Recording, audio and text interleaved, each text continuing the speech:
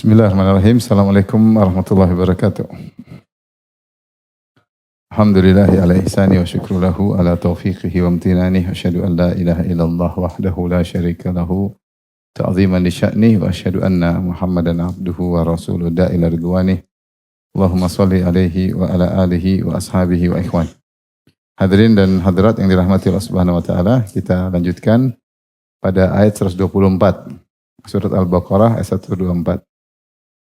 Kata Al-Imam Muhammad bin Abdul Wahhab rahimahullah ta'ala, dzikru ba'dhi ma fi qawlihi ta'ala, yaitu menyebutkan beberapa faedah pada firman Allah Ta'ala, wa idh batala Ibrahim rabbuhu bikalimatin fa'atammahun. Ketika Ibrahim diuji oleh Rabbnya dengan perintah-perintah, maka Ibrahim pun menyempurnakan atau mengerjakan ujian tersebut ilal juz', itu sampai akhir dari juz pertama, sampai akhir dari juz pertama. Itu beberapa ayat beliau akan tafsirkan sampai akhir dari juz pertama. Kurang lebih ada 17 ayat. Yang setiap ayat ada faedah-faedah yang beliau ambil. Ya, kita akan merentet dari ayat 124 sampai akhir juz pertama, sekitar 17 ayat. Baik, kemudian beliau berkata, fa fil ayatil ula masail. Pada ayat yang pertama itu ayat 124 ada beberapa faedah. Itu firman Allah Subhanahu wa taala, wa idz batala Ibrahim rabbuhu bikalimatin fa'atammahun. Ketika Ibrahim diuji oleh Rabbnya dengan kalimat-kalimat, itu dengan perintah dan larangan, fa'atammahun, maka Ibrahim mengerjakannya dengan sempurna. Qala inni ja'iluka linnasi imama. Ketika itu maka Allah berkata kepada Ibrahim, aku akan menjadikan engkau sebagai imam, sebagai qudwah, pemimpin. Qala wa min dzurriyyati. Maka kata Ibrahim, jadikan juga dari sebagian keturunanku. Qala la yanalu ahdi dzalimin. Maka Allah mengatakan bahwasanya janjiku tidak akan mengenai orang-orang zalim, yaitu yang akan menjadi imam hanya orang-orang yang baik.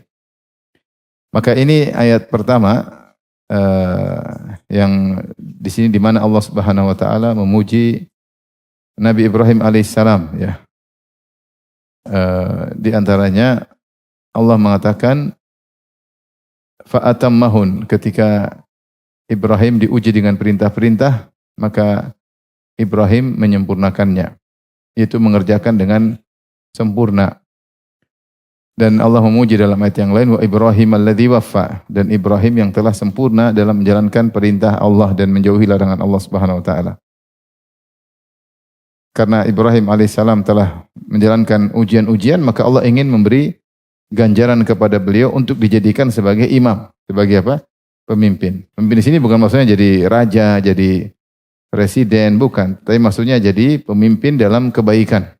Jadi qudwah. Jadi apa? Qudwah. Jadi pemimpin yang menjadi contoh bagi orang-orang setelahnya. Seperti Allah berfirman, qad kanat lakum uswatun hasanatun fi Ibrahim. Sungguh ada uswah, teladan yang baik untuk kalian pada diri Ibrahim, ya. Allah juga berfirman, inna Ibrahim kana ummatan qanitan lillah hanifa wa lam yakun minal musyrikin.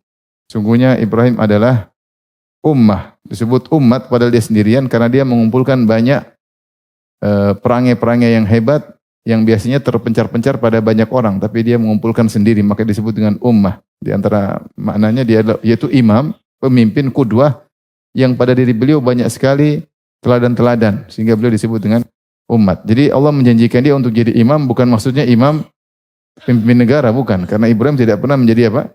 Pemimpin apa? Negara. Tetapi maksudnya dia menjadi qudwah, orang terdepan dalam agama. Taib, kita bacakan faedah-faedah. Kata Syekh rahimahullah, al-ula, faedah yang pertama, ma'rifatu annahu ta'ala hakimun la yadha'ul asya'a illa fi mawadhi'iha. Pertama, mengetahui bahwasanya Allah Maha bijak dan Allah tidak meletakkan sesuatu kecuali pada tempatnya.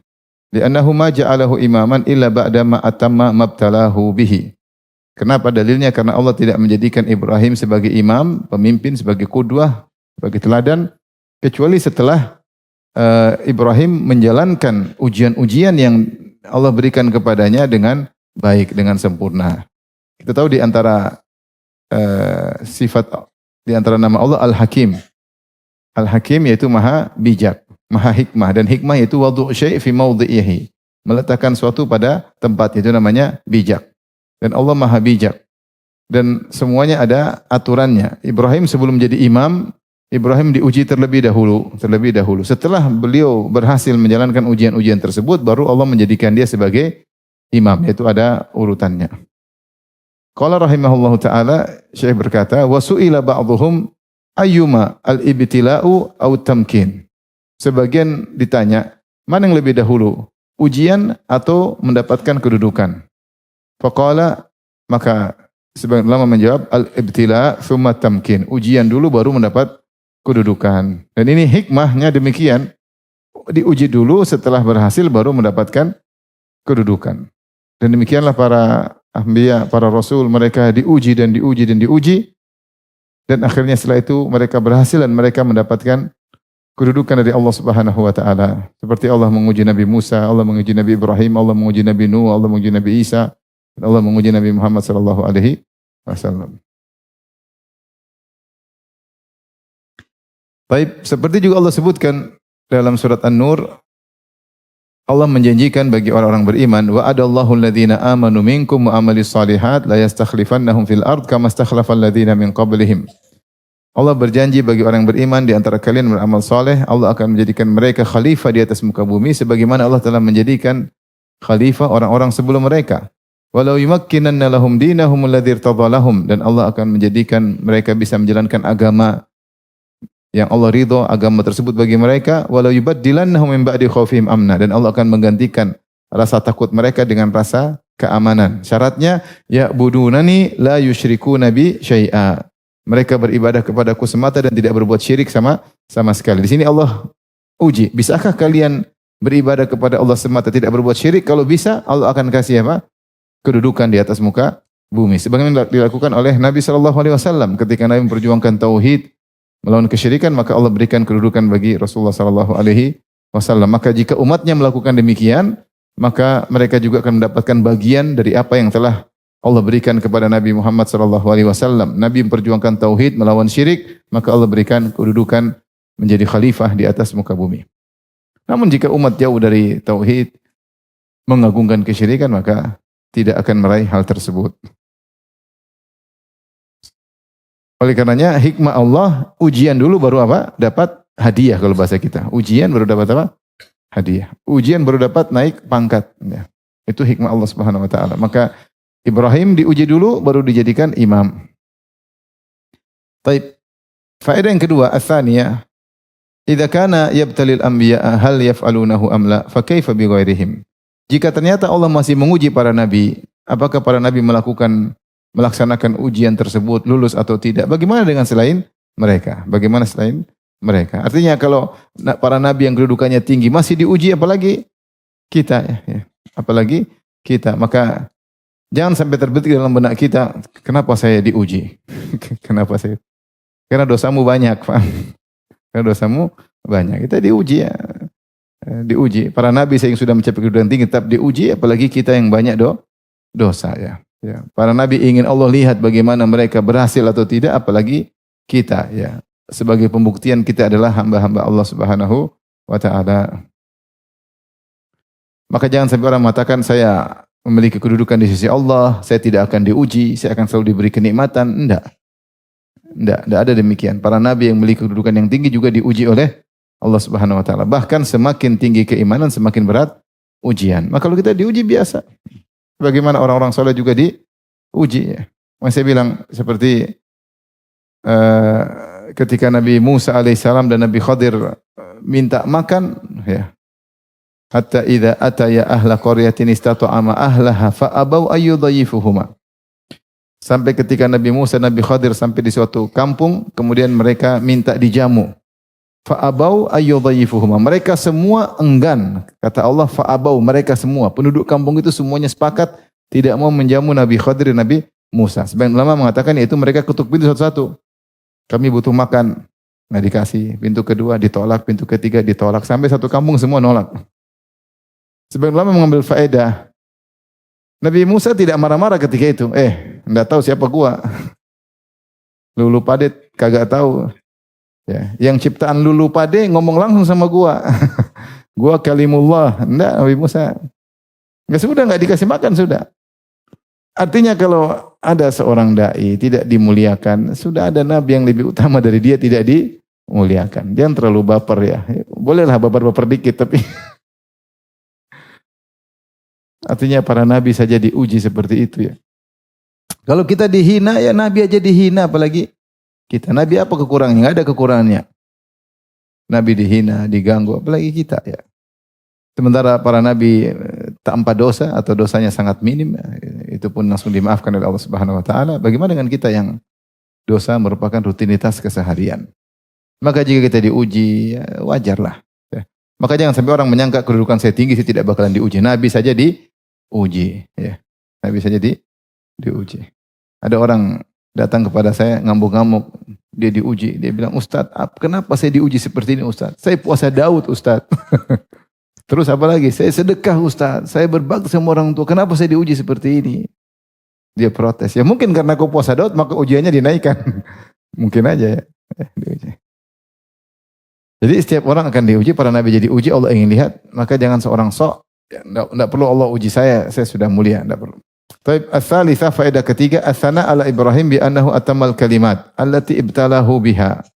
Pujian kepada Ibrahim di mana dia telah menyempurnakan perintah-perintah Allah yang Allah uji beliau dengan perintah-perintah tersebut. Waqila, dan dikatakan, ini pendapat diriwayatkan dari Ikrimah dari Ibn Abbas, maknanya innallaha lam yabtali ahadan bihadzal din fa atamahu ila Ibrahim.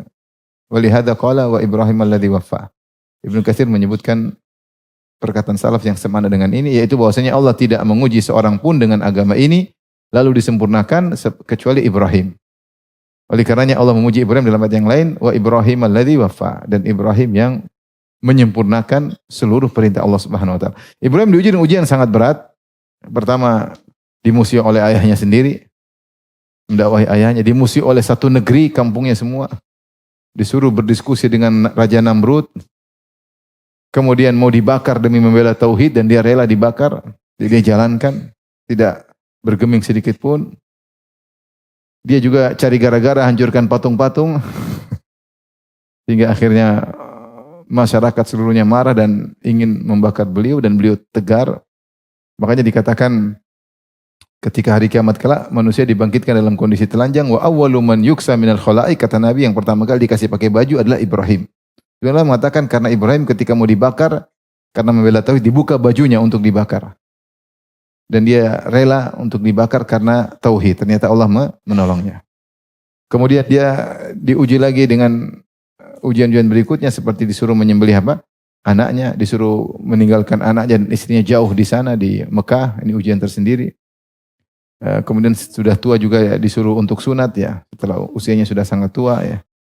Dan ujian-ujian yang banyak dialami oleh Nabi Ibrahim alaihissalam, dan semua ujian tersebut beliau sempurna dalam menghadapi ujian-ujian tersebut tanpa berkeluh kesah sama sekali, pasrah dengan perintah Allah Subhanahu wa taala ya, dalam ujian apapun. Dan dia menjalankan dengan sempurna, maka Allah puji dengan berkata fa'atammahun. Tidak seperti kita yang sebagian perintah bisa kita kerjakan, sebagian perintah kita mengeluh, sebagian perintah kita tinggalkan. Kalau kita demikian. Adapun Ibrahim semua perintah dan berat-berat semuanya dia kerjakan. Oleh karena Ibrahim mendapatkan kedudukan yang tinggi. Sampai harus pergi dari kampung halamannya, dia berhijrah. Ya, banyak ujian dialami oleh Nabi Ibrahim alaihissalam. Kemudian ar-rabi'ah, faedah yang keempat, annahu subhanahu jazahu ala dzalika bi umurin minha, karena beliau menjalankan perintah Allah dengan sempurna, maka Allah beri balasan dengan beberapa ganjaran, di antaranya annahu ja'alahu linnasi imaman. Allah menjadikan Ibrahim sebagai imam. Di antaranya ini adalah ganjaran yang sangat terbaik, karena ganjaran tersebut terkait dengan agama. Terkait dengan apa? Agama. Benar ada ganjaran dunia, tapi ganjaran terbaik adalah terkait dengan akidah kita, terkait dengan agama kita. Bagaimana seorang kemudian dijadikan imam dalam apa? Agama. Ini ganjaran, karena kalau sudah menjadi imam dalam agama, maka dia akan menjadi orang terdepan di surga kelak. Maka benar ada ganjaran duniawi, ada ganjaran ukhrawi. Yang terbaik adalah ganjaran apa? Ukhrawi. Seorang kalau beramal saleh kemudian dijadikan bahagia, dijadikan tenang, dijadikan senang baca Quran, dijadikan senang sholat malam, dijadikan lapang untuk bersedekah, maka ini ganjaran luar biasa. Yang sebelumnya mungkin dia pelit, yang sebelumnya mungkin dia malas beribadah, yang sebelumnya mungkin hobi nonton Korea, sekarang udah enggak lagi. Bukan ganti India, tapi udah enggak lagi. Ganti nonton bola ya. Sudah selesai belum? Belum. Katanya final nanti malam, benar enggak? Allahu Akbar. Ujian. Sholat malam untuk nonton bola. Sempurna nonton bolanya dari detik pertama sampai detik terakhir. Baik, jadi ini ganjaran yang terbaik adalah ganjaran ukhrawi. Maka seorang lupa bahwasanya rezeki yang terbaik adalah rezeki terkait dengan agama seseorang. Dan manusia biasanya mengkaitkan rezeki dengan duniawi. Dia lupa bahwasanya banyak rezeki maknawi yang dia rasakan, ketentraman hati, dapat istri soleha, dapat anak-anak soleh, dapat istri-istri soleha, dapat teman-teman soleh, dapat kawan-kawan yang baik, dijadikan mudah beribadah. Ya. Ini bisa umroh tiap tahun. Masya Allah itu nikmat yang mungkin dia tidak sadar bahwa itu ganjaran yang luar biasa. Lebih daripada orang yang punya istana, orang yang punya harta, orang yang punya proyek banyak, belum tentu merasakan kebahagiaan yang dia rasakan. Oleh karenanya ganjaran terbaik yang diberikan oleh Allah kepada Ibrahim jadi imam dalam agama, bukan imam negara, bukan presiden atau raja, bukan. Kemudian Syekh berkata, walamma alima kibra hadhil atiyati sa'alaha lidhurriyyah wa hiya al-khamisah. Maka faedah yang kelima yaitu ketika Ibrahim tahu bahwasanya Allah janjikan suatu ganjaran yang luar biasa untuk dijadikan imam dalam agama, maka dia mintakan buat anak keturunannya. Dia berkata, qala min dzurriyyati. Ya Allah, jangan aku saja yang menjadi imam, jadikanlah anak-anakku juga menjadi imam. Dan ini adalah dalil bagaimana perhatian Ibrahim terhadap anak-anaknya. Salah satu nabi yang benar-benar diceritakan oleh Allah perhatian terhadap anak-anak adalah Nabi Ibrahim alaihissalam. Kalau kita perhatikan Ibrahim perhatian sama anaknya luar biasa. Begitu diusir dari Babilonia, yang pertama dia berdoa, Rabbi habli minas salihin. Minta agar punya anak soleh. Ternyata Allah tidak kabulkan kecuali setelah usia beliau 80 sekian tahun, kemudian punya anak namanya Ismail. Kemudian setelah itu Ismail ditaruh di Mekah atas perintah Allah Subhanahu wa taala. Itu Ibrahim pun bolak-balik nengok apa? Ismail. Ketika taruh di Mekah dia pun berdoa untuk anaknya. Ya, dengan doa yang Allah sebutkan dalam Al-Qur'an dalam banyak ayat, nanti akan kita lewat bagaimana Nabi Ibrahim mendoakan anaknya agar bisa lembah yang ditempati tersebut bisa menjadi sebuah kota. Makanya Nabi Ibrahim berkata, "Wa idz qala Ibrahim, Rabbi ja'al hadza baladan amina." Ya Allah, jadikan ini lembah ini yang enggak ada tumbuhan sama sekali, enggak ada air sama sekali, tandus, gersang, bisa jadi kota. Allah kabulkan enggak? Kabulkan, bayangkan. Dan kota, bahkan kota terramai di dunia, benar enggak? Kota termahal kalau mau tinggal di sana. Luar biasa, kota paling banyak ibadah, kota Mekah. Padahal tadinya lembah, Ibrahim berdoa Allah kabulkan. Kenapa? Agar anaknya bisa beribadah, agar anaknya bisa makan, bukan dia doakan duniawinya. Ya. Warzuk ahlahu minats tsamarati. Ya Allah, berikanlah penduduk negerinya untuk warzukhum minats tsamarati la'allahum yashkurun. Berikanlah buah-buahan kepada mereka keturunanku agar mereka bersyukur. Dan ini dalil bahwasanya seorang mendoakan dunia buat anaknya tapi untuk akhirat. Yaitu ya Allah, berikanlah harta kepada anakku agar mereka bersyukur. Ini penting. Ya, enggak apa-apa kita doain, ya Allah jadikanlah anakku dokter tapi dokter yang soleh supaya bisa bersyukur. Jangan cuma doa, ya Allah jadikan aku dokter. Ini dokter bajingan. Ya Allah jadikan aku pejabat bajingan ya. Jangan berdoa, ya Allah jadikanlah anakku orang-orang yang dunianya mudah tapi untuk bersyukur kepada Engkau. Makanya Ibrahim berdoa, ya warzuqhum minats tsamarati la'allahum yashkurun. Didoakan dunia juga. Bahkan agar orang-orang kangen ke kota ini. Waj'al af'idatan minan nasi tahwi ilaihim. Ya Allah jadikanlah orang-orang kangen pergi ke kota Mekah. Ya, untuk ini kota sudah untuk anaknya, kemudian kota menjadi ramai. Ibrahim berdoa, ya, Rabbi ja'alni muqimas salati min dzurriyyati. Ya Allah, Jadikanlah aku penegak salat dan juga anak keturunanku. Nanti kan kita dapati dia cuma bukan doa buat dirinya dan Ismail, bahkan berdoa untuk cucu-cucunya. Maka Ibrahim alaihissalam adalah seorang yang punya visioner jauh, dia punya visi yang sangat jauh, dia tidak mikir dirinya saja, dia tidak mikir anaknya, bahkan dia pikir cucu-cucunya gimana bisa menjadi anak-anak yang baik. Karena kalau cucu-cucu kita soleh, insya Allah kita juga dapat kecipratan pahala. Benar atau tidak? Benar, kalau antum punya anak soleh, anak tersebut ngajarin cucu kita soleh, cucu tersebut ngajarin buyut kita soleh, cicit kita, cecet, cocot, sampai cicot, maka pahalanya ngalir sama kita. Karena yang menyebabkan cicot itu soleh diantaranya kita. 7 turunan, 10 turunan ternyata luar biasa. Ibrahim mikir sampai jauh. Karena seorang orientasi akhirat dia mikir gimana bisa tersukses di akhirat. Gimana caranya. Sukses dunia tidak usah tinggi-tinggi sudah nyaman kok. Antum gak perlu punya mobil mewah, terlalu mewah. Mobil mewah dikit sudah enak. Anda harus punya mobil misalnya harga 7 miliar, 8 miliar. Antum punya harga mobil listrik 300 juta sudah nyaman luar biasa. Maksudnya itu. Tapi yang paling penting di akhirat. Dunia enggak apa-apa, yang penting bisa kita bersyukur. Allah kasih dunia agar kita bisa bersyukur, bisa bersedekah, bisa bantu keluarga, bisa macam-macam. Tapi yang paling penting orientasi apa? Akhirat. Maka Ibrahim alaihissalam punya visi yang sangat jauh terkait akhirat, bahkan ingin anak-anak cucunya baik. Maka dia berkata, "Wa min dzurriyyati." Ya Allah, jangan aku saja yang kau jadikan imam. Anak keturunanku juga. Karena dia tahu ini adalah ganjaran yang sangat luar biasa. As-sadisa faedah yang keenam, annallaha ajabahu anna hadhil martabata la yanaluha zalimun walau min dzurriyyatil anbiya. Maka Allah memberi jawaban kepada Ibrahim bahwasanya kedudukan tinggi ini menjadi imam dalam agama tidak bisa diraih oleh orang yang zalim, meskipun orang zalim tersebut keturunan para nabi. Maka Ibrahim ketika mengatakan wa min dzurriyyati, Allah jadikan anak-anakku juga jadi imam, qala la yanalu ahdidz zalimin. Bahwasanya janjiku tidak akan mengenai orang-orang yang zalim. Menunjukkan Allah mengisyaratkan anak-anak Ibrahim ada yang soleh, ada yang zalim. Dan Allah sebutkan dalam surat As-Saffat, ya, wa min dzurriyyatihima muhsinun wa zalimun li nafsihi mubin. Dan di antara keturunan Ibrahim dan Ishak, muhsinun ada yang baik dan ada zalimun li nafsihi mubin, ada yang musyrik. Maka benar tidak semua keturunan Nabi baik. Di antara keturunan Ibrahim ada Ismail, ada Ishak. Di antara keturunan Ishak ada Yakub. Yakub ada Bani Israel. Bani Israel ada yang baik, ada yang tidak baik.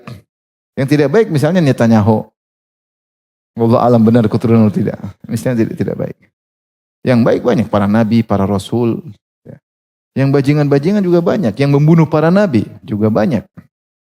Maka itu keturunan para nabi, keturunan Ishak, keturunan Yakub. Yakub semua Bani Israel itu Habib Israel. Keturunan nabi kalau istilah kita. Semua keturunan nabi. Semua Bani Israel keturunan apa? Nabi. Apakah semua baik? Enggak. Banyak yang jahat. Yang baik ada zaman-zaman dulu kita baca kisah Bani Israel yang luar biasa, kisah-kisah mereka. Sering Rasulullah sebutkan dulu di antara Bani Israel, orang-orang hebat. Menunjukkan bahwasanya di antara keturunan Ibrahim ada yang buruk. Sisi Ismail juga demikian. Di antara keturunan Ibrahim, Ismail alaihissalam. Di antara keturunan Ismail adalah Quraisy. Bukan Quraisy saja, sebenarnya banyak yang, tapi di antaranya adalah Quraisy.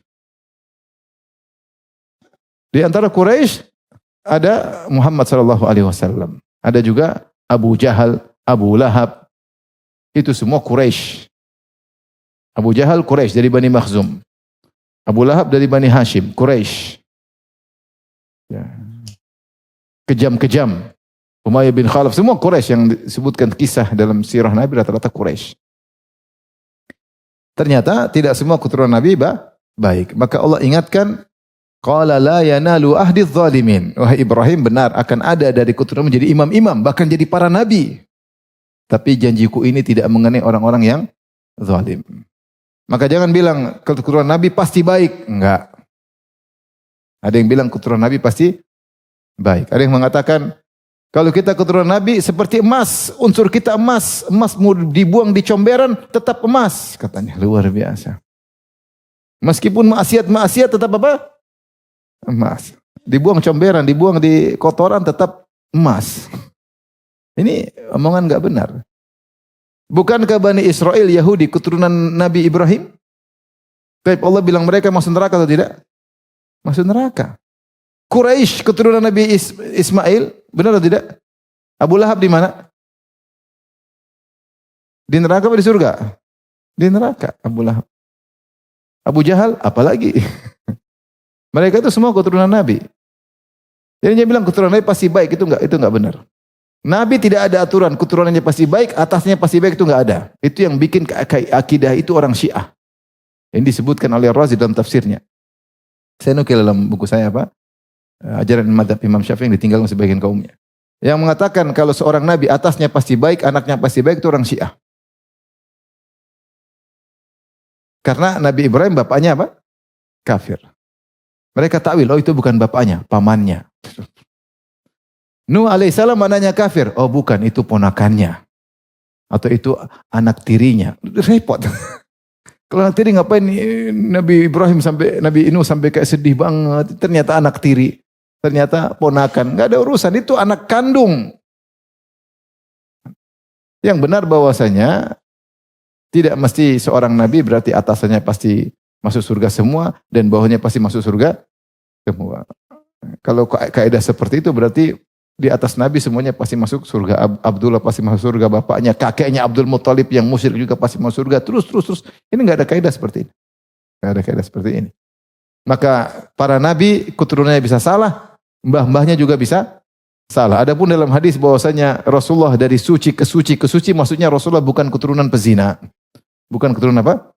Pezina. Bukan nenek moyang nabi pasti semuanya mau surga dan keturunannya pasti mau surga, itu enggak ada, itu enggak benar. Enggak benar ya. Baik. Kalau kita bilang seperti keturunan Rasulullah SAW, pasti semuanya baik. Kita bilang mana yang baik? Bukankah yang mengaku keturunan Nabi? Ada Syiah, ada tidak? Ada yang Salafi? Ada. Ada yang Sufi? Ada. Macam-macam. Terus bagaimana nih? Ternyata mereka juga berbeda-beda. Oleh karenanya semua ditimbang dengan Al-Quran dan Sunnah. Pernyataan keturunan Nabi pasti baik tidak benar. Ini buktinya ketika Ibrahim meminta agar anak keturunannya menjadi para imam, maka Allah mengatakan la yanalu ahdidz zalimin. Orang zalim tidak akan mendapatkan martabat ini. As-sabi'ah, faedah yang ketujuh, anna hadza yadullu ala anna al-imamata fid din tahsulu li ghairi zalim falaysat bi mukhtassah. Bahwasanya menjadi pemimpin dalam agama bisa diraih oleh siapa saja, yang penting dia bukan orang zalim. Bukan khusus buat siapa-siapa, enggak. Karena Allah mengatakan orang zalim tidak bisa meraih hal ini. Berarti selain orang zalim bisa menjadi imam dalam apa? Agama. Ya. Seperti dikatakan oleh Ibnu Taimiyah rahimahullah ta'ala, bis-sabri wal yakin tunalul imamatu fid din. Dengan sabar dan yakin, maka kepemimpinan dalam agama bisa diraih oleh seseorang. Bis-sabri wal yakin. Karena Allah mengatakan, waja'alna minhum a'immatan yahduna bi amrina lamma sabaru wa kanu bi ayatina yuqinun. Kata Allah Subhanahu wa taala, kami jadikan di antara mereka ya imam-imam.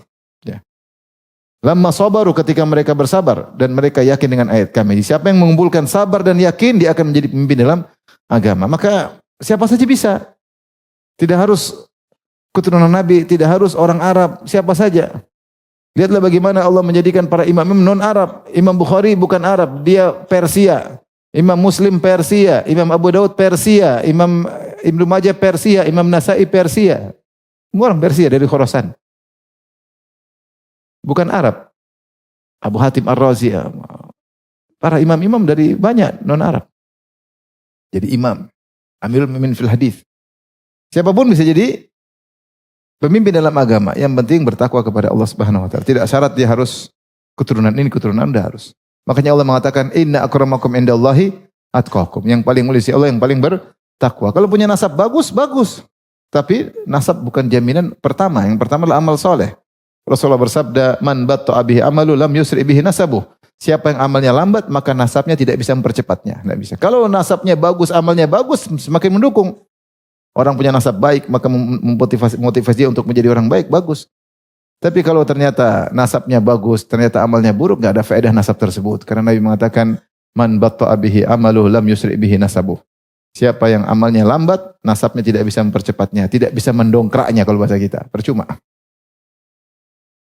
Oleh karenanya, jangan dengar orang kalau mau jadi imam harus lewat tarekat ini, harus lewat tarekat. Enggak. Islam mudah, ada Al-Quran, ada sunnah, tinggal belajar bertakwa kepada Allah, beramal soleh, jadi imam dalam agama. Berjuang untuk bertakwa kepada Allah Subhanahu wa taala. Taib ats-tsaminah, faedah yang ke-8, ma'rifatu qadri hadhil martabah allati akrim biha wa hiya al-imamatu fid din. Maka mengenal bagaimana kadar tingginya martabat ini, martabat yang sangat mulia, yaitu mendapatkan keimamahan dalam agama ya. Ini sudah kita sebutkan tadi, kita singgung. Oleh karenanya Ibrahim alaihissalam minta untuk anak-anaknya, menunjukkan perhatian dia terhadap anak-anak, sangat sayang kepada anak-anak. Baik, kita lanjutkan. Ayat berikutnya, wa amma al-ayatus tsaniyah fa fiha masail. Adapun ayat yang kedua, maka yaitu ayat 125, maka ada beberapa faedah-faedah. Ayat tersebut kita bacakan, wa idh ja'alnal baita mathabatan lin-nasi wa amna. Tatkala kami jadikan Ka'bah menjadi tempat kembali bagi manusia, wa amna, dan menjadi tempat aman, itu Mekah. Wattakhidhu min maqami Ibrahim musalla, dan jadikanlah dari maqam Ibrahim sebagai tempat salat. Maqam Ibrahim itu adalah tempat Nabi Ibrahim berdiri ketika bangun Ka'bah. Ya. Ini ayat ke-25. Jadi Ibrahim alaihissalam ketika bangun Ka'bah dengan Ismail, ketika Ka'bah mulai meninggi, sudah tidak bisa lagi, Ibrahim tingginya tidak sampai, maka dia membutuhkan pijakan. Maka dia ambil batu untuk dipijak. Batu tersebut namanya apa? Makom. Makom secara bahasa berarti tempat berdiri, tempat berdiri. Maka Ismail over batu dari bawah, Ibrahim nyusun.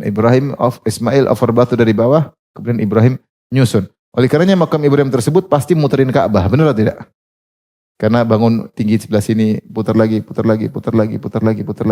sampai kembali ke tempatnya. Oleh karena Ibnu Katsir mengatakan ketika kita setelah tawaf, kita sholat di belakang makam Ibrahim untuk mengingat bahwasanya makam ini pernah juga tawaf. Pernah juga tawaf karena dia mengingat juga bagaimana jasa Ibrahim. Bangun Ka'bah enggak gampang. Sampai harus berdiri, menerima batu, kemudian menyusunnya. Terus sampai selesai. Mengingatkan kita tentang perjuangan Nabi Ibrahim bangun Ka'bah. Karena bangun Ka'bah tidak mudah. Ambil batu di lembah, di gunung, dipahat, dipikul. Ya, dipikul bawa ke tengah lembah untuk bikin Ka'bah. Ya. Berat. Ya. Mereka cuma berdua. Karena batu yang dipikul besar-besar. Ini kerjaan berat. Dan ketika Ka'bah sudah tinggi butuh makom tersebut. Maka Allah menyuruh menjadikan makom tersebut di belakangnya sebagai tempat sholat. Baik, kemudian beliau berkata, wa amal ayatus tsaniyah. Adapun ayat kedua, fa fiha masail, maka banyak faedah-faedah. Di antaranya al-ula, kaunuhu subhanahu ja'alal baita alladhi banahu Ibrahim masabah. Di mana Allah menjadikan Ka'bah yang Ibrahim bangun sebagai masabah, tempat kembalinya orang. Ma'al masyaqi al-azimati wa dzalika minal ayat. Padahal untuk kembali ke Ka'bah itu butuh perjuangan yang berat. Meskipun demikian orang-orang tetap semangat untuk kembali ke Ka'bah, dan ini salah satu tanda-tanda mukjizat Allah Subhanahu wa taala. Benar, orang ke Ka'bah biayanya besar, benar atau tidak? Kita enggak bicara zaman dulu, zaman sekarang aja susah. Kita mau haji susah, berat. Naik pesawat aja susah, terus keramaian dan macam-macamnya, fisik harus bagus. Kalau pas musim panas, musim dingin kita tidak biasa. Apalagi bicara zaman dahulu harus naik kapal berbulan-bulan. Sampai ada yang diceritakan kalau sampai Jeddah langsung sujud syukur karena sudah sampai di Jazirah, di Arab. Bentar lagi sudah sampai ke Mekah. Karena perjalanan sampai berbulan-bulan. Banyak di antara mereka kalau sudah haji, pamit, belum tentu bisa kembali. Karena jauh dahulu berbulan-bulan. Ada yang sakit di perjalanan, meninggal di perjalanan, itu hal yang biasa. Ya. Tapi semangat, padahal berat. Kata Syekh, ini dalil tentang mukjizat Allah. Kenapa? Padahal kesana berat, biaya berat. Tapi orang pada pingin kesana. Kita bicara sekarang demikian juga. Biaya kesana besar. Haji itu berat, meskipun zaman sekarang. Mungkin kalau zaman dulu berat, tapi tidak seramai sekarang. Sekarang padat. Padat, kemudian rame. Ya. Itu pun orang masih pingin hajian. Kalau bisa haji tiap tahun. Padahal capek-capek. Kenapa? Ada kebahagiaan yang mereka rasakan. Ini menunjukkan bahwa ini adalah mukjizat Allah. Ngapain orang susahkan dirinya? Coba, ngapain? Orang haji ada yang daftar tiap tahun. Haji lagi. Subhanallah. Kenapa? Dia merasa ada kenikmatan, kebahagiaan, kenyamanan yang dia dapatkan. Allah mengatakan liyashhadu manafi'a lahum, agar mereka bisa menyaksikan manfaat-manfaat yang banyak dalam hajian tersebut. Saya pernah dengar ceramah Syekh Abdul Karim Al-Khudair, dia bercerita tentang zaman sekarang, zaman dahulu. Kata dia bahwasanya kebahagiaan itu masalah hati. Dia bilang zaman dia sudah tua, ini Syekh sudah tua. Zaman dahulu orang hajian naik onta, susah-susah, tapi mereka nyaman, ketawa ketiwi tanpa AC, tidak ada AC, tidak ada kipas angin. Tapi mereka tenang, nyaman hajian, pulang bahagia. Sekarang ada AC, ada semua ribut, bentak-bentak, merengut semua. Jadi bahagia itu masalahnya di hati. Bukan masalah fasilitas pendukung, tapi dia bukan utama. Ya. Buktinya orang-orang dulu, kata dia nenek moyang kita, orang-orang tua kita dulu hidup sederhana tapi senyum, ketawa, bahagia, makan seadanya, korma, miskin. Dulu Arab kan miskin. Tapi mereka senyum, tertawa, ibadah, hati bersih, ketemu, ketawa ketiwi, tidak dongkol-dongkolan, tidak hasad-hasatan. Mana mau dihasad, semuanya pada miskin. Sekarang rumah mewah, mewah, Masya Allah. Tapi hati berkelahi. Naik mobil mewah tapi sombong. Kalau sombong pasti hati nggak enak. Mobil kayak gitu aja. Begitu mobil, aduh, ternyata saya masih miskin. Hingga tidak ada qanaah. Punya kelebihan untuk merendahkan orang lain. Orang seperti ini bagaimana bahagia? Bagaimana bersyukur sama Allah? Sementara dia kalau punya sesuatu dia gunakan untuk merendahkan orang lain. Maka maksud saya haji zaman dulu susah-susah tapi orang semangat. Zaman sekarang pun susah. Antrian macam-macam susah. Orang kaya masuk di tendanya membludak sampai nggak dapat tempat tidur sering. Padahal di rumah sofa kasur nyaman. Di Mina nggak dapat tempat tidur. Yang penting ngopi. Ngopi, Indomie, aman. Subhanallah. Tapi ya begitu. Orang mau susah ulang, susah lagi. Nanti tahun depan susah lagi. Ini tidak lain, ini membuktikan ada Tuhan yang menggerakkan hati mereka. Secara logika nggak masuk. Gimana ada orang cari susah, ngapain? Tapi kok mau? Ya itu tadi. Allah yang mengatakan, wa idz ja'alnal baita mathabatan lin-nasi. Kami jadikan Ka'bah tempat orang kembali. Dan doa Nabi Ibrahim, waj'al afidatan minan nasi tahwi ilaihim, jadikanlah hati manusia condong kepada mereka. Sebagian manusia. Kata sebagian ulama, seandainya Ibrahim berdoa jadikanlah seluruh hati manusia, maka Ka'bah enggak cukup. Sebagian manusia yang pingin rindu terus, tidak semua, tapi ramai terus. Ya. Haji ramai terus. Saking ramai yang daftar banyak, sampai ngantri sampai puluhan tahun. Sempat ada negara ngantri sampai 50 tahun. Mau daftar haji 50 tahun. Caranya gimana? Sebelum lahir daftar. Jadi pas lahir sudah umur 20. KTP-nya enggak ada tadi. Baik. Kemudian faedah yang berikutnya, yang kedua. Innahu ja'alahu amnan indal kuffar wa dzalika min ajabil ayat. Di antaranya bahwasanya Allah menjadikan kota Mekah kota yang aman. Faman dakhalahu kana amina. Siapa yang masuk kota Mekah dia menjadi aman. Sampai ini dilakukan oleh orang kafir. Bahkan sebelum Nabi SAW datang, diutus menjadi seorang Nabi, menjadi kode etik bagi mereka kalau di Mekah tidak boleh menumpahkan darah. Ini tanah haram. Padahal mereka musyrikin, padahal mereka suka bunuh orang, hobinya perang. Mereka berzina, mereka memperbudak orang, mereka judi, mereka minum khamar, mereka syirik. Tapi kalau sudah masuk Mekah, otomatis mereka enggak mau ganggu orang lain. Dan ini Allah sudah janjikan kepada Ibrahim. Dan ini salah satu mukjizat Allah. Padahal ini bukan orang Islam, bicara orang musyrikin. Makanya dikatakan kana rajulu, kata Abdurrahman bin Zaid bin Aslam, kana rajulu yalqa qatila abihi au akhihi fala ya'ridu lahu. Bahkan seorang ketika sedang di Mekah dia lihat ada orang yang pernah bunuh bapaknya. Ini pembunuh bapak saya, dia tidak ganggu. Nanti kalau keluar tanah halal baru dia bunuh. Selama masih di Mekah, ini kota Mekah tidak bisa. Dia membunuh orang yang ketemu orang pembunuh kakaknya, dia biarin. Karena aturannya wa man dakhalahu kana amina. Siapa yang masuk Mekah aman. Dan ini menakjubkan kata Syekh bagaimana orang-orang kafir yang bejat-bejat seperti dahulu, semua maksiat mereka lakukan, semua kesyirikan mereka lakukan, tapi kalau sudah masuk kota Mekah mereka mengikuti kode etik, tidak boleh menumpahkan darah. Dan ini salah satu mukjizat di antara ayat-ayat Allah bagaimana Allah mengabulkan doanya Nabi Ibrahim alaihissalam.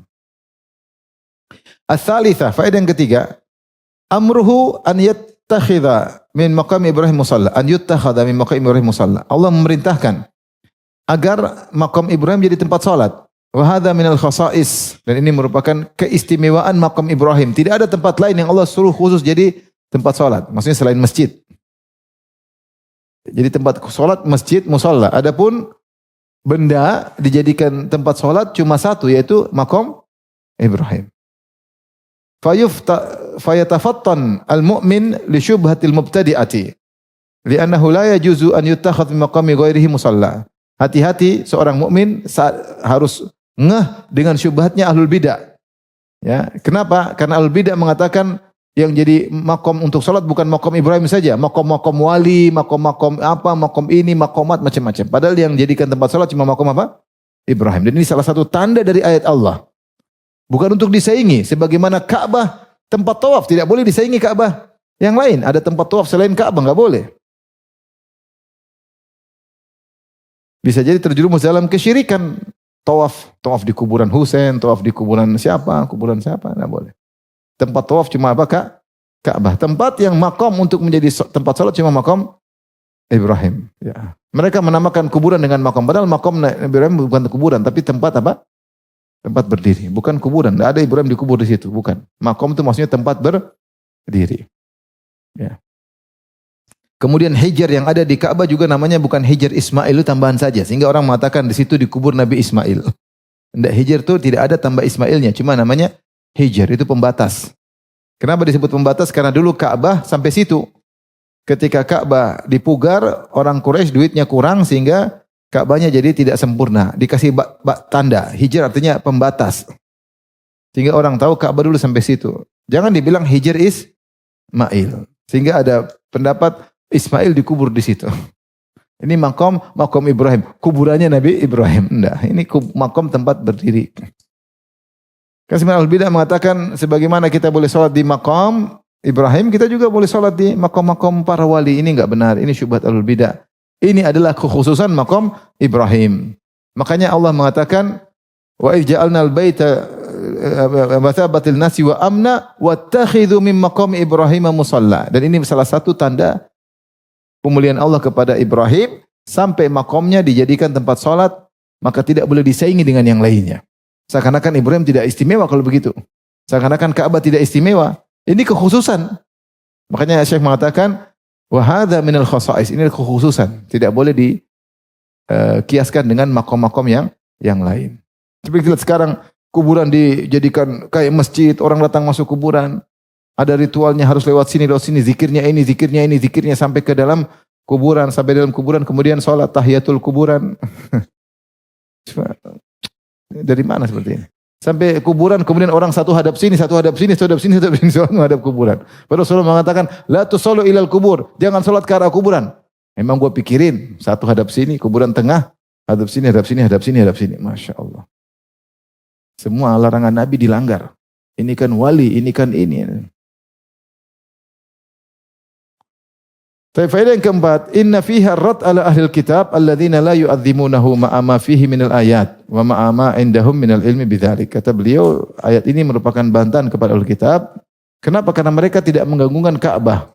Padahal Ka'bah berisi mukjizat Allah, bukti-bukti banyak. Mukjizat Allah bagaimana terjadi terkait dengan Ka'bah.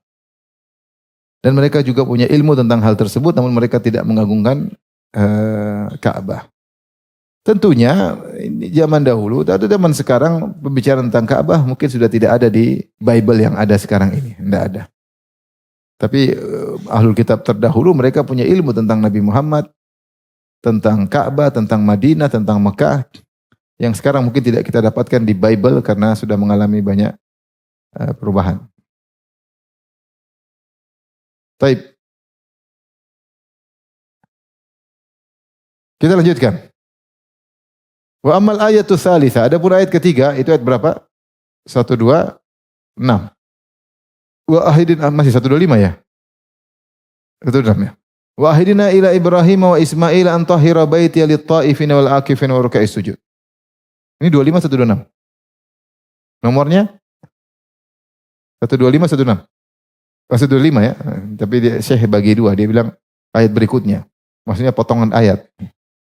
Wahdina ila Ibrahim, dan kami perintahkan kepada Ibrahim wa Ismail, dan Ismail antahira, untuk membersihkan baiti, yaitu Ka'bah. Buat apa? Lit ta'ifin, buat orang tawaf, wal akifin, dan orang-orang yang itikaf, war ruk'a, dan orang yang ruku was sujud, ruku dan sujud. Itu ada 3 manfaat Ka'bah. Untuk tawaf, untuk itikaf, untuk salat. Tiga-tiganya merupakan apa? Ibadah. Fa fiha masail. Maka ayat ini ada beberapa faedah. Yang pertama, dzikruhu annahu ahida ila Ibrahim wa Ismail an yutahhirahu li hadhihi ta'ifah. Bahwasanya Allah memerintahkan Ibrahim dan Ismail untuk membersihkan Ka'bah untuk kelompok ini. Walidzalika anzalallah, oleh karenanya Allah berfirman, innamal musyrikuna najasun fala yaqrabul masjidil haram. Sungguhnya kaum musyrikin najis, maka jangan mendekati Masjidil Haram.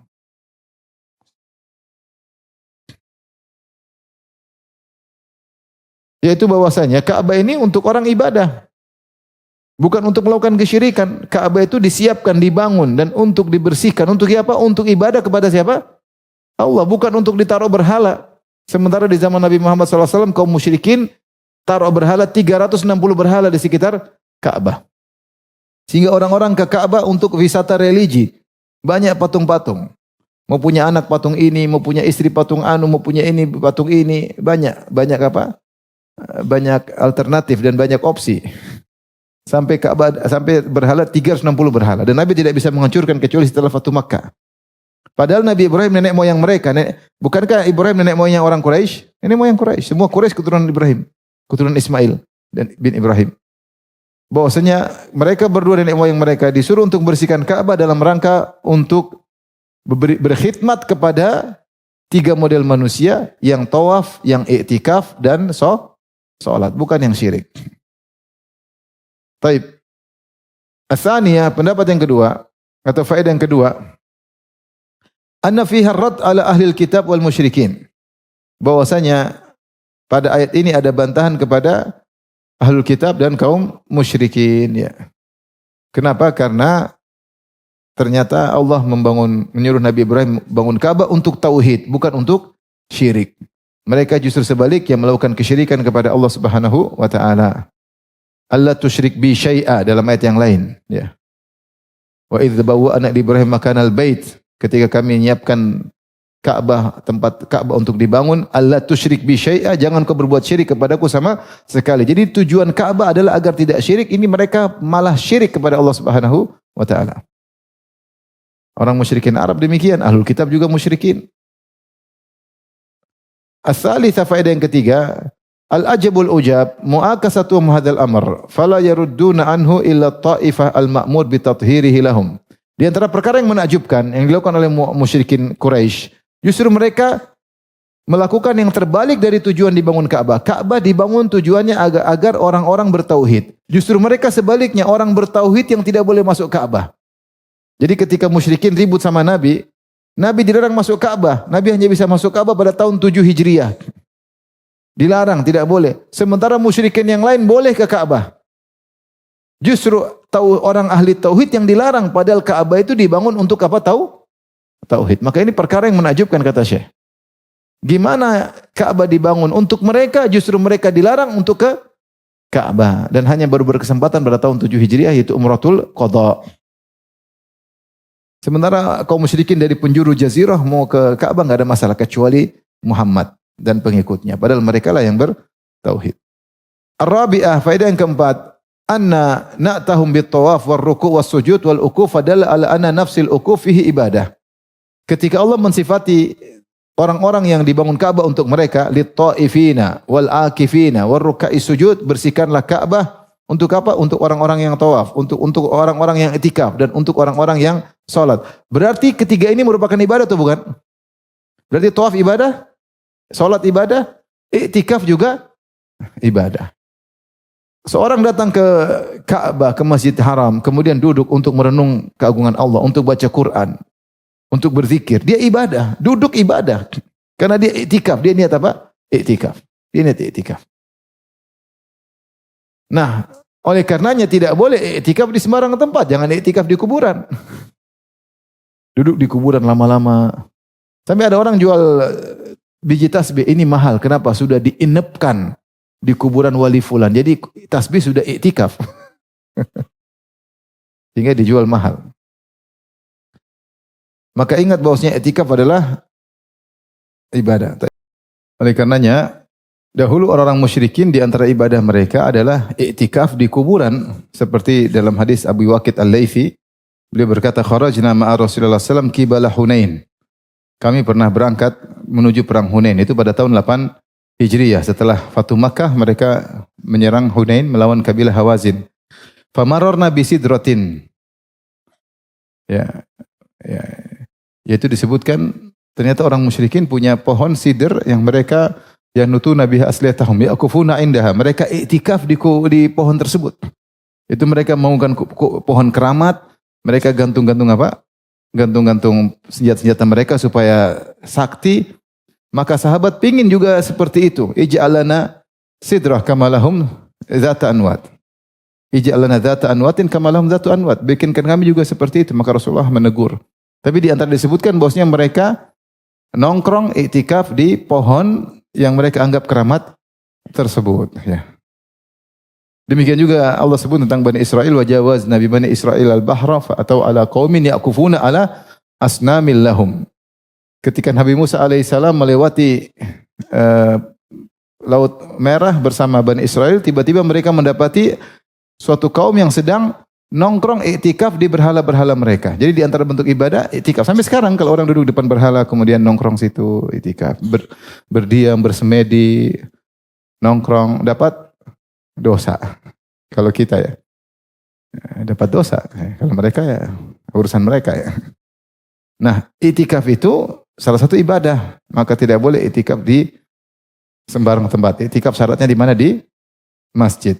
Maka jangan sampai iktikaf dalam rangka menganggungkan simbol-simbol kesyirikan, apalagi simbol-simbol kekeramatan. Tapi sekarang orang pergi ke semedi di Goa, benar atau tidak? Semedi di Goa, semedi di pohon, itu iktikaf sebenarnya. Iktikaf sebenarnya. Istilah kita namanya apa? Iktikaf.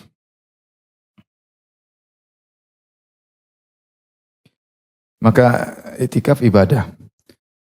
Yang berikutnya al-khamisah. Yang kelima, yang terakhir, anna taqaddum indallah bil a'malis salihah. Bahwasanya yang maju di hadapan Allah yang mulia adalah dengan amal salihah. La bin nasab, bukan dengan nasab. Fa'amruhu bitathhirihi lahum. Maka Allah menyuruh Ibrahim Ibrahim dan Ismail untuk membersihkan Ka'bah untuk mereka yang beribadah, yang beramal saleh, yang melakukan tawaf li ta'ifina, yang i'tikaf wal akifina. Wa ruk'i sujud, yang salat. Wa illam yakunu min dzurriyyatihi, padahal mereka itu bukan keturunan Ibrahim alaihissalam, tapi Ibrahim suruh bersihkan Ka'bah untuk mereka. Wa amruhu bi tardi dzurriyyatihi anhu idza lam yakunu kadzalik. Sementara sebaliknya Allah menyuruh keturunan Ibrahim Quraisy tidak boleh masuk di Ka'bah. Allah berfirman, ya ayyuhalladzina amanu innamal musyrikuuna najasun fala yaqrabul masjidil haram ba'da amihim hadza. Wahai orang beriman, sungguhnya kaum musyrikin najis, di antaranya Quraisy yang musyrikin, maka tidak boleh mendekati Ka'bah, tidak boleh mendekati Masjidil Haram. Ya.